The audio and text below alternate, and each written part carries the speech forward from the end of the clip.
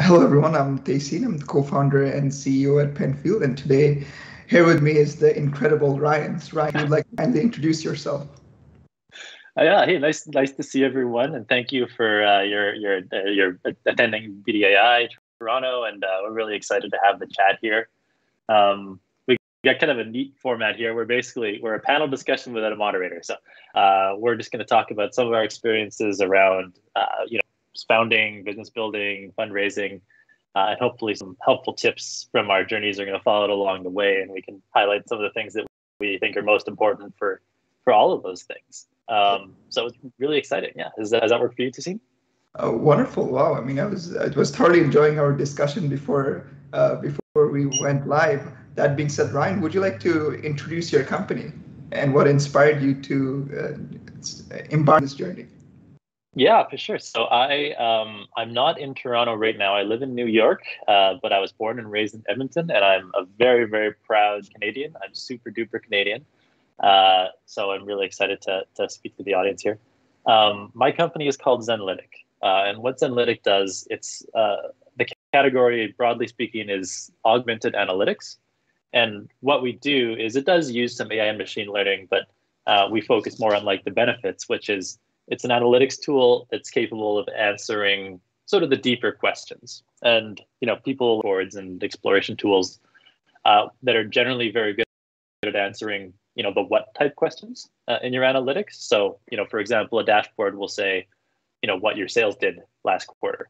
They'll say your sales were down last quarter. What our objective is to do is to have an analytics tool that answers like why. So it's like, why did my sales go down last quarter? We do that by looking, basically across an entire data warehouse, using some fancy ML techniques to sort of speed that process up so it happens in real time. But we basically slice and dice, the data in your data warehouse in hundreds of thousands or millions or tens of different ways, find the needles in the haystack. Say, well, listen, your sales went down because these two particular SKUs were way below average. This one had a stock out 7 days ago, and here was the impact for that. This other SKU, your Facebook campaign stopped performing when you changed the creative for this campaign, with people under 30 based in Ontario. And just sort of, drilling down into the root causes of that problem is sort of our objective. We work with e-commerce and D2C brands to do this. That's sort of like the bread and butter. And we're an early stage startup. We're kind of like a seed stage startup. We're just a handful of people.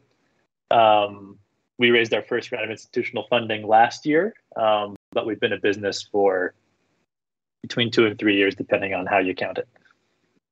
Wow, Ryan. That's us. That's wonderful, Ryan. Would you like to share a little bit about your background? I mean, I'm so impressed with everything you've achieved. You went to University of Alberta, ECE, then you completed your MBA from Oxford, and then finally you went to Harvard to complete your master's in computer science. So I think that's very exciting. Would it be possible to elaborate on it further?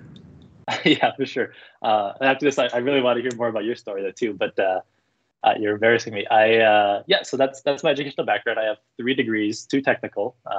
One is an electrical engineering degree, an MBA, and then my master's in data science. Before founding Zenlytic, I did a few different jobs. My very, very first job, my only job in Canada, was actually working at Enbridge Pipelines as an engineer. Before I left for the UK to go and get my MBA.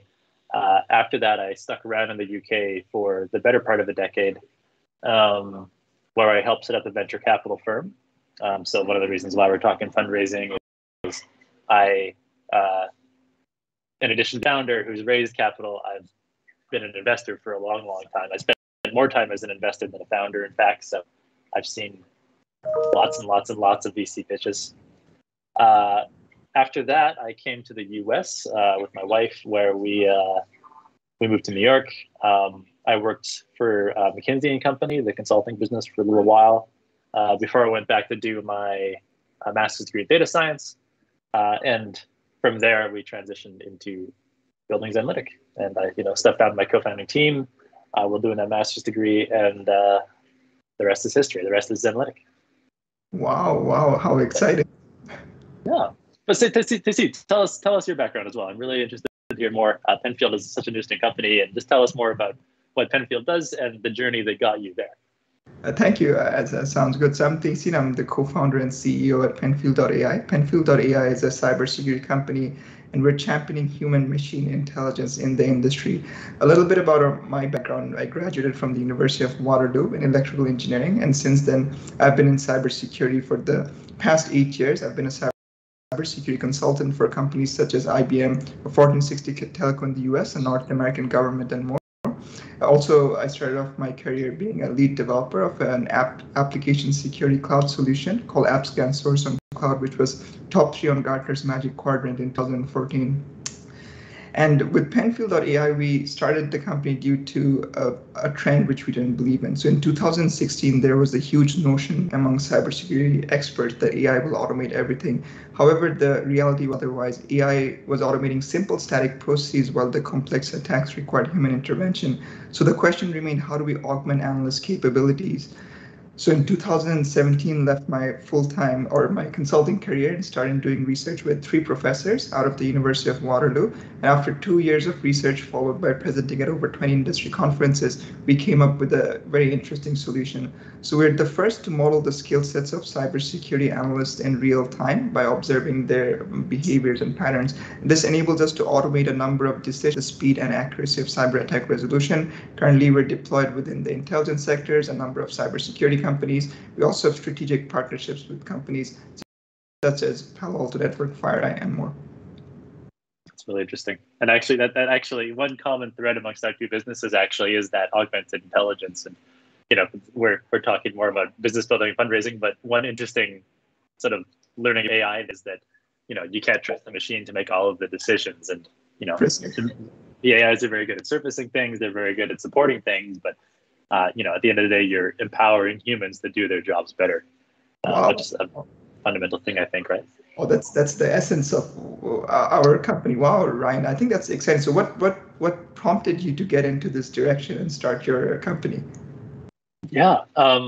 So when we started our company, we had a general idea of what we wanted to do, and we had a sort of a fundamental belief that analytics was in need of an overhaul, basically, just based on our prior experience and my experience working with a lot of startups. And, I saw a very common pattern that startups used, dashboards for headline metrics, but not much deeper than that. And, those headline metrics were often informing us as investors and sending stuff back to the board and everything. And there was a distinct sort of feeling that people weren't actually using it to make decisions. They were pushing information up, but they weren't actually looking down to make decisions. And that was the vague notion that we had when we started. We started our business in sort of a roundabout way, which is we spent a year, we sort of committed to doing strictly, services consulting, data science consultant work before we wrote a line of code for the Zenlytic product. And that was good for a few reasons. I mean, first, it helped us bootstrap for a longer period of time than a lot of startups would have done, and built up a bit of a war chest. And then secondly, it helped us really, really understand how companies of all sorts of shapes, sizes, and we worked with people from startups to Fortune 500s, and we got a really good sense for how they used, or actually more often failed to use, their data. And that informed a whole bunch of our product design, a whole bunch of really understanding the problem that we're trying to solve. And only once we had that is when we started, keyboards and actually going out and building Zenlytic with the objective of essentially working ourselves out of a job. We wanted to build, tools that could let anyone be a data scientist. And that's what we're working on now. Wow, Ryan, I think that's wonderful. So it's interesting how you started off with consulting, which is very strategic, I must say. So when you started off doing consulting, did you have the intent to someday build a product company? Definitely, yeah. I would say it's long been a dream of mine, just to start a business. And as an investor, you constantly feel this pull. In fact, and I think it's probably my time as a VC that really drove this home. But when you're an investor, a few things happen. I mean, first, you meet you see lots of really interesting ideas. You meet lots of really, really inspirational people. And you start to sort of see patterns and combinations, and you decided to think about how you would do things if you were a founder. And it's like, okay, wow, that seems really impressive. Like if you took their technical architecture and you took this go-to-market strategy and you took, these people and you made a company, that would be like a really, really interesting idea.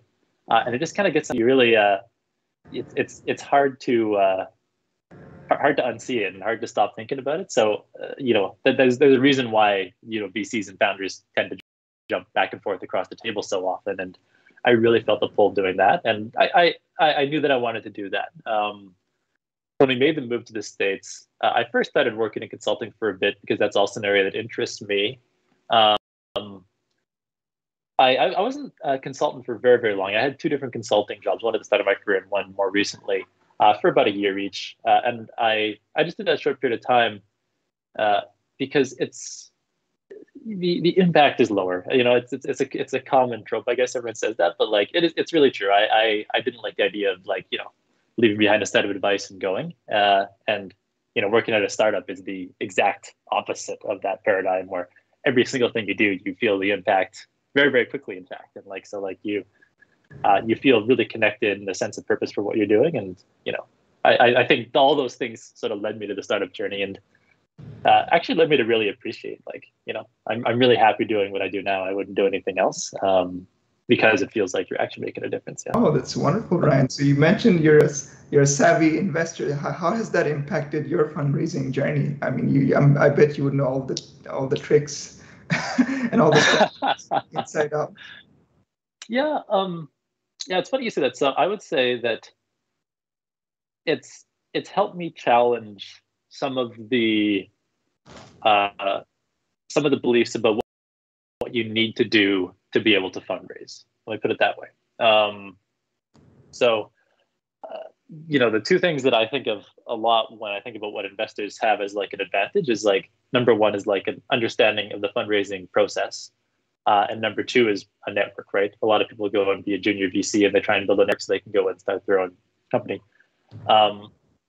Interestingly enough, I feel like the first one is somewhat valid, but only in specific circumstances. And the second one was actually less important for me than I expected. So when we raised our first round of funding, our first and only round of funding, as luck would have it, I didn't actually even tap into any of my previous sort of venture networks at all. We were introduced as a lead investor, and we could hit it off relatively quickly.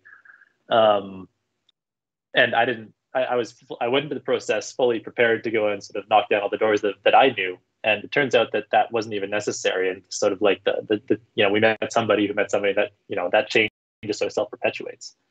So the network is actually, at least in my experience, not as important as people say. I would say I experienced a bit of a benefit with my knowledge of fundraising. I think I know how to speak the language, and I have a good understanding for investor expectations and what investors get excited about. So that was helpful a little bit.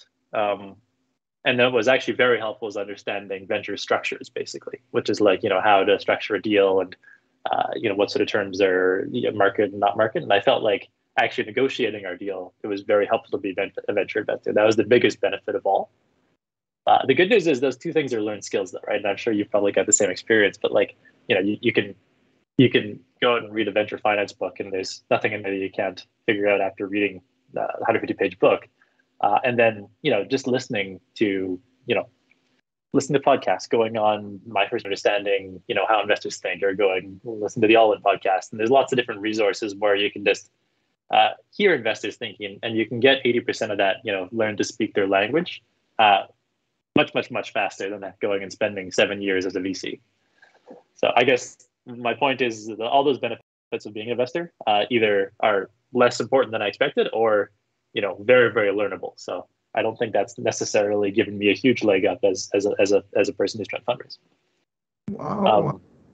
Would love to hear more about your journeys, especially with Penfield too. So how did you get started, and what made you decide to go and raise venture capital? And how was that process for you? So that's a great point. So similar to yourself, we started off initially doing consulting work. So we saved up quite a bit of capital, and then went back to Waterloo and we basically self-funded our research. Around that time, I believe 2 years after our journey, we joined an accelerator program called the Creative Destruction Lab. It's based out of Toronto, but they're quite global. So through CDL, we definitely got exposed to a number of amazing investors, both based out of Canada as well as the US. And it was a great place to basically, learn to really focus on the right things and, push towards that go-to-market. And then we went through 500 startups after that. So we got our first round of investment through 500, and of course through the demo day we got introduced to a number of amazing investors. So just 6 months back, we raised our seed round of investment led by a $2.5 billion fund based out of New York. In addition, we were able to accommodate a number of great angel investors as well who have exposure in our industry. So these folks have really helped champion our growth. And currently, we're actually in the process of raising our Series A. So now that we have a very strong network, and we're doing something very unique in the industry. Furthermore, we have the validations from top organizations, including partners. So it's quite exciting. Plus, there's a lot of capital running around, as you might know, as you already know, Ryan. So folks want to put it to work, and the timing is right. Yeah, no, it's definitely, the markets are at a place now where it has never been a better time to be an entrepreneur, and it's never been a better time to fundraise than pretty much right now. So for all the founders out there, time is very much in your favor. That's interesting. So it sounds like you haven't had any difficulty fundraising at all. Because you obviously have a lot of success for obvious reasons. But what sort of learnings have you taken away from that process? Are there any sort of tips that, if you were to go back and give yourself advice 3 years ago, what would you say? So a couple of items here. First is, even if the company didn't work out, it wouldn't have bothered me as much as I was doing research I would have done, period. So I really enjoyed the research side of things, and also just speaking with the industry and just aligning the research with the real industry problems. So the bootstrapping definitely helped. There was another incident though, right during COVID. So we had quite a few offers for our seed round. We decided to go for an investor whose round didn't facilitate at that time, and due to the pandemic, his round didn't pan out. So after we signed the term sheet, we had to quickly find another investor in 2 months, and so that was a horrible situation. I'm very happy we got out of that, but I think that was a learning experience. The learning experience is always to do your due diligence, and also to run a process, not to give someone an advantage over other folks. So that was the core learning. I'm very happy we got out of that, and we're in a very strong position. But yeah, that was a experience I don't want to go through again. What about yourself, Ryan? Well, I have less experience than you on the fundraising side for sure. We've only done the one round. I guess the two things that really come to mind for me around effective fundraising.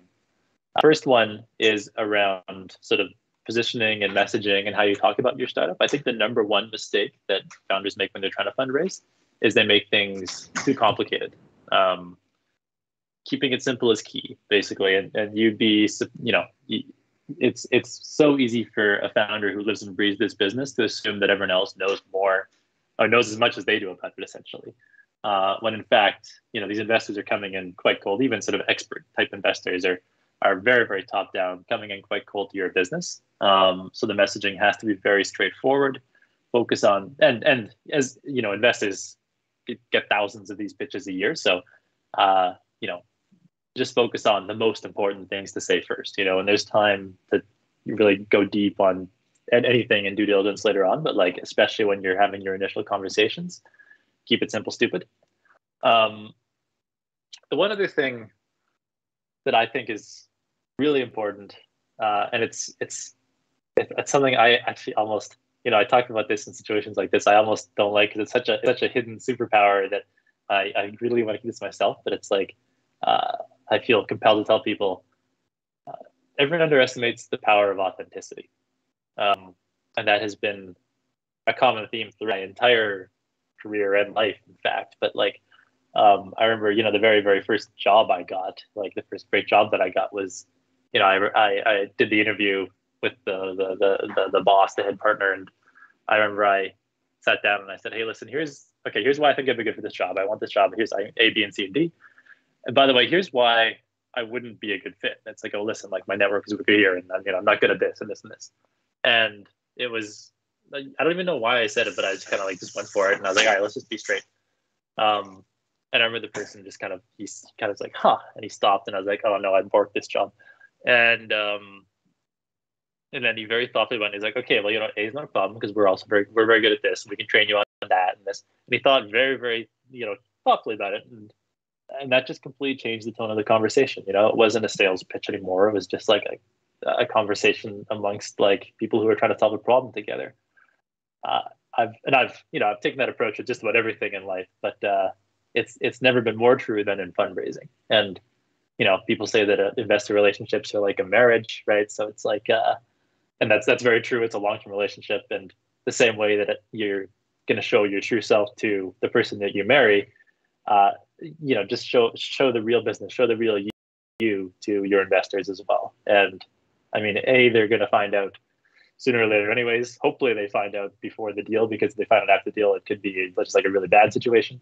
If they find out before the deal anyways, just be authentic about it. And that sends a tremendous amount of, it sends a really powerful message to those investors that you want to work together, that you want to be honest, build a very collaborative relationship, and it shifts the tone of those discussions. It's not a pitch anymore, it's a discussion. So it's hard to do, it's scary. And I think that's why more people don't do it. But if you just take the courage and take that leap, it's never set me wrong in the past. And it's one of my most core beliefs is that authenticity and even vulnerability is key. Wow, I think it speaks to your character, and I'm sure to your point, like your traits have helped you in other facets of life, other than just fundraising, and especially as I walk through your resume and everything you've achieved. Yeah, where do you think the authenticity comes from? I think it's such a rare trait. Yeah, well, it's funny because like we all have that inside of us, right? It's like if there's one thing that I can speak on authentically, it's like who I am and what I believe and what I want to do and everything. I mean, I understand that intimately. But for some reason, I guess we learn to kind of put these masks up, and we kind of learn to sort of hide that. And, I guess maybe it's for our own protection or something, but it's one of those things that it's very, very difficult to do in practice because it takes a lot of courage. But conceptually, it just seems so intuitive and natural to me as well. So it's kind of just a funny thing like that. Wow, I mean, it's such a wonderful tip. I know I've been across a number of startup, ecosystems. I sometimes notice a lot of ego, especially as it pertains to fundraising. It's more about, the amount of raising, but what are you going to do with the funds? What about dilution? And even like the ego many times might even drive some of those characteristics. You gotta, like spice up your which might lead to an unauthentic discussion. I was wondering if you have any thoughts around that, and if you have experienced anything, given the fact that you've been both in Canada, US, as well as the UK. Yeah, for sure. I mean, I'd say, I guess the way that I would sum that up is, it only sort of half answers your question, but I'd say you are more interesting than you think. So I think one of the reasons why people fail to be authentic is because they feel like they don't have anything authentic or interesting to say. Whereas in fact, like just like everyone's journey, when you say it authentically, is actually really, really sort of inspiring and really fascinating to hear. And when I hear someone speak authentically on anything they've been through, it's always quite a very impactful experience for me. So I'd say that's very much the case. Wow. But I'll tell you, let's get into it. I'd love to hear more. You have so is it interesting? You've actually had a couple of accelerator experiences as well, CDL and 500 startups. Interestingly, I did mention we did one accelerator here in New York called Grand Central Tech, which did lead to that first intro for our pre-seed round. So it was helpful for us. I'm curious, would you recommend that in general for other founders? Is it worthwhile to go to an accelerator? tell us more about your experiences there. Oh, thank you. I've been through quite a few, but the best ones I would say would definitely be Creative Destruction Lab and 500 startups, as well as another one, which is the Rogers Cyber Catalyst. They're the first Canadian cybersecurity accelerator backed by the government of Canada. So I think these programs were brilliant. With Creative Destruction Lab, I found the program to be a bit more deep tech focused, which was wonderful, as at that time we were trying to, position our product towards, or the tech research towards real industry problems, and to just package in the right manner to get our first few customers. Of course, the Rogers Cyber Catalyst program, which is the cybersecurity accelerator, was wonderful, as they helped us to better package our research towards the cybersecurity industry, and that's where we kind of established our go-to-market. We also built our great founding team as well, as we were going through that program. And finally, 500 was wonderful, as we were focusing more on securing the seed round of investment. So that being said, for our journey, like, those three programs were brilliant. In addition, we also have support from different innovation organizations such as Mars, Communitech, and more. So we feel that we're part of an ecosystem who has definitely helped us grow. Yeah, 100%. And it's actually funny because I feel like there's a bit of neither of us are West Coasters, but I feel like there's a little bit of like a West Coast mentality around the power laws, and that applies to accelerators as well. That a small number of accelerators get the vast majority of the eyeballs or whatever, and everyone's going to talk about YC as being the centralized one. It's funny though. What's your candid thought on that? Well, I would say that, like, both of our experiences show that's not the case, and for sure, like, there's YC companies that are going out and raising at crazy valuations, which you might not even want to do, by the way. There's a whole discussion to have around that, but and it's definitely successful, but in both of our cases, between the two of us, we can list 4 or 5 other different accelerators that have all been tremendous value adds for us as well. So I would just say, I guess I understand how you could reach that argument. Like, it kind of seems logically consistent, but just empirically, the evidence that both of us have seen suggests otherwise. Okay.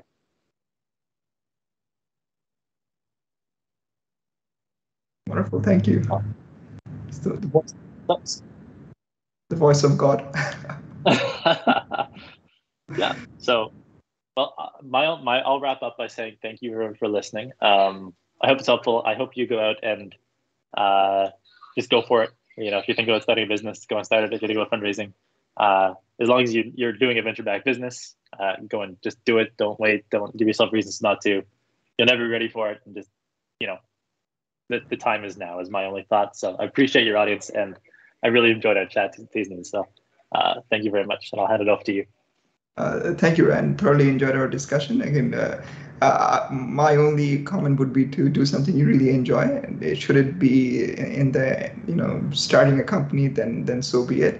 And another point would be, should network hold you back, please feel free to reach out to me on LinkedIn. I would be happy to, of course, forward your deck to investors. Of course, at this point, investors are looking out for people like yourself. As Ryan mentioned, the industry is hot. There's a lot of capital floating around. It's never a better time to raise VC capital. Yeah, and I'll give the same offer. Hit me up on LinkedIn or Twitter. I'm active on both. So thank you very much. And thank you very much, Tahseen, for your insights. It's been really great chatting, and I'm glad to continue the conversation.